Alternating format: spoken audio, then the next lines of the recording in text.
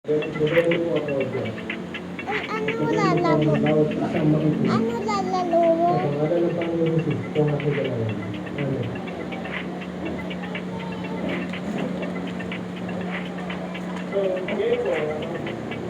So there is sin, there is struggle, and our hope is kung talaga yung binigay sa atin. Ano yung binibigay niya sa atin? Bakit? Ano? Alam niyo po, dahil nung nasabi ko kanina, may mga kapatiran tayo na hindi na po natin nakikita kasi nahihiya. Dahil nahulog sila sa kasalanan. Nahihiya.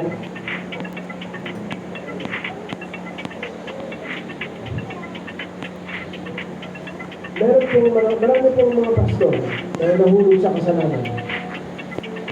Marami na hindi nyo kilala, pero ako marami akong kakilala. Pastor, nahulog sa kasalanan. Kung alam niyo yung salitang nahulog sa tulay, yun.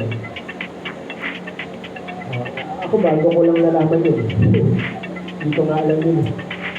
Pinagtawanan niya ako niya Pastor Bill. Kasi nakikinig lang ako eh.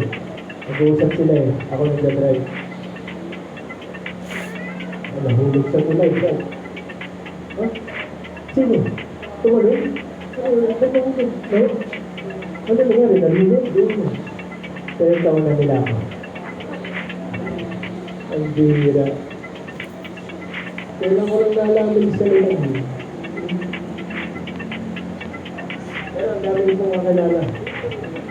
Pastor, nahulog sa Pinas.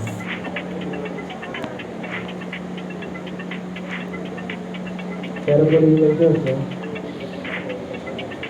hindi po sila huminto sa pagpapastor.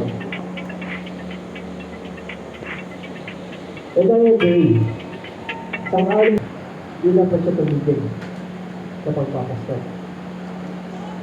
Contrary to what most believe, na kapag ang isang pastor ay nahulog sa tulay, ay wala na siyang karapatang magpastor.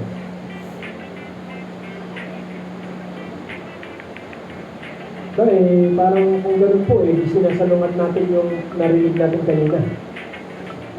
Na tayo ay may pag-asa at tayo pwede magpatuloy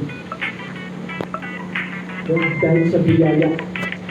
Nagagawa rin natin magpatuloy kahit na nahulog tayo sa kasalanan.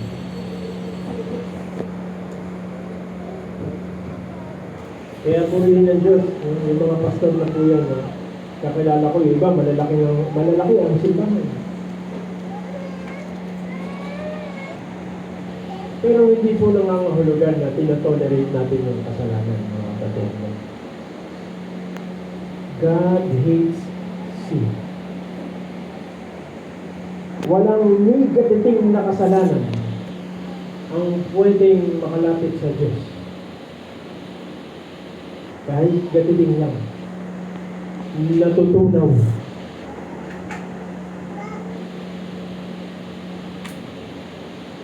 Sabi nga, na sa aming Bible school noon, kapag ang isang tao ay lumapit sa Diyos, siya ay malulusaw. Malulusaw siya dahil sa kasalanan. Walang kasalanan nakakalapit sa Diyos. God hates sin, and therefore we should also hate sin.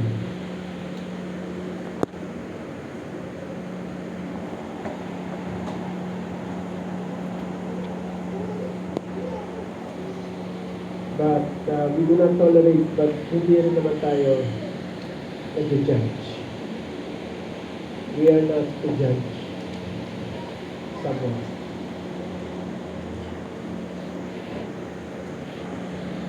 We are not to accuse someone. Only the devil is the accuser of the believer. Devil lang ang nagsasabi na ito siya, baka liligtas ka. Ito si napaka-judgmental mo kapag ginawa mo yan. Ipag-pray mo. dapat na balang araw siya ay mabalik.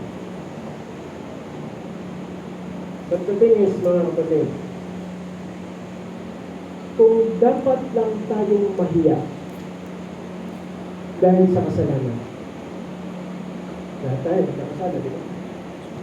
Kung karapat dapat na tayong lahat ay mahiya dahil sa kasalanan, wala na pong may isa sa atin ang karapat dapat magsimba.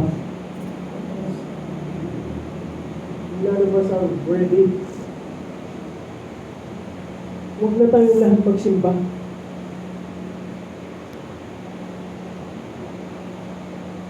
Kung gagayahin natin yung mga kapatiran na nagkasala at hindi na nagsimba dahil sa hiya, kung tama ba yung ginagawa nila, wala nang isa sa atin dapat ang nagsisimba ngayon.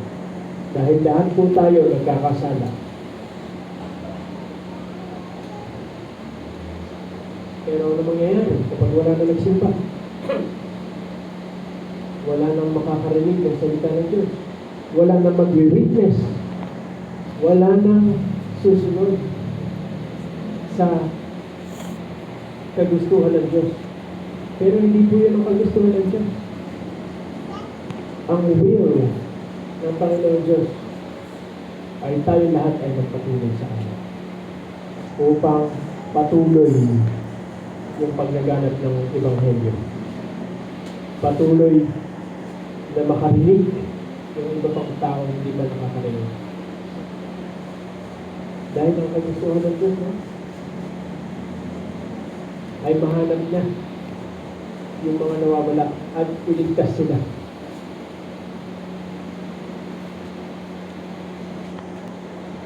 Yan ang mission ng Panginoon Jesus. Yan din po dapat ang mission natin. At hindi natin magiging mission yan kung hindi tayo magpapatuloy. So mali-mali po na hihinto tayo dahil lang sa kasalanan. Dahil ang kasalanan ay nandyan. Kung meron man isa dito sa atin na nagsasabing wala siyang kasalanan o hindi siya nagkakasala, niloloko mo ang sarili. Niloloko niya ang sarili niya. We deceive ourselves. Sabi sa verse number 8, binasa po natin. If we say that we have no sin, we deceive ourselves. Ang kasalanan po talaga ay nandiyan. Even the saved, tayo, we are saved. Even the most holy, kung meron man kayong tinitig ng holy, baka tingin nyo sa akin, mas banal ako sa inyo. Tingin nyo kay Preacher Ed, mas banal sila sa atin. Kay Preacher Toto, mas banal siya. No. The fact is, nobody is holier than another. Walang mas banal. Walang mas banal. Dahil lahat po tayo, maging yung pastor man, or speaker, or preacher, or elder, deacon, lahat po tayo mga kailangan ng biyaya. Ng ano?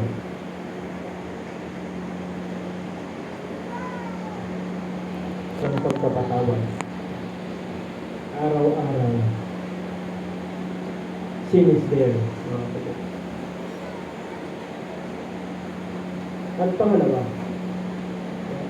pag-usapan natin, if sin is there, ano yung remedy sa kasalanan? Sabi sa verse number